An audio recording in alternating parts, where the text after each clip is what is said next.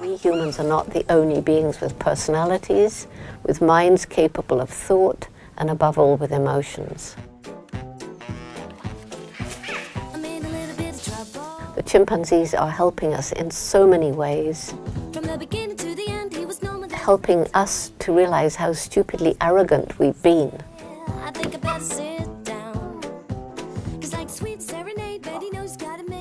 And then this amazing thing happened. I mean, it couldn't have been scripted. It was amazing. I've been learning about chimpanzees now for 53 years or something like that. And I've heard of one instance only in all that time with all the different studies where an alpha male adopted an infant. Well, I got involved in chimpanzees when I first went to Africa, when I was 23 years old. I was 26 when I first got to Gombe to start the chimp study. It was magical the first time the chimpanzees let me get close without running away. It was absolutely fantastic when Flo, the old female, actually allowed her infant to come and touch me.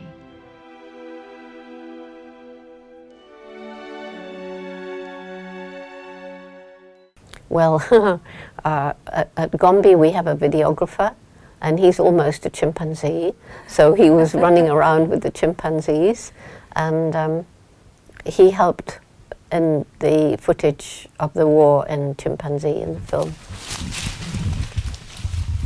Aggression was a real surprise. It was a surprise to me. It was a surprise to everybody that, like us, they have a dark side, because initially they'd seemed like us but nicer. They can be very, very brutal, just like us.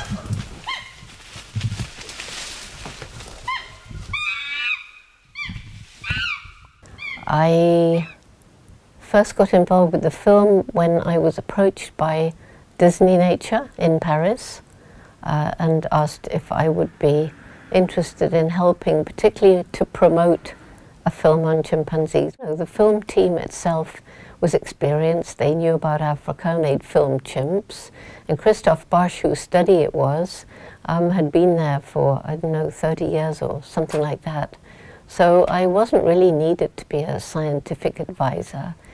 It really was in promotion that they wanted me. They wanted me to approve of the film so that I could promote it. Certainly people have become more aware. People all around the world are beginning to understand that we're harming the environment and that we'd better stop. And this is why I'm working so passionately on our youth program, Roots and Shoots, that's now in 132 countries. All around a forest, there's usually people living in poverty, sometimes really bad poverty. And they are cutting down the trees to try and clear a bit more land to grow a bit more food. So if you combine poverty with growing populations, it's a disaster. And so what we do is to improve the lives of the people. We especially introduce ways of growing food where you can grow more food in a smaller space, restore the fertility to the soil. We spend a lot of time working with women, improving their lives, microcredit, keeping girls in school, because all over the world when women's education goes up, family size tends to come down.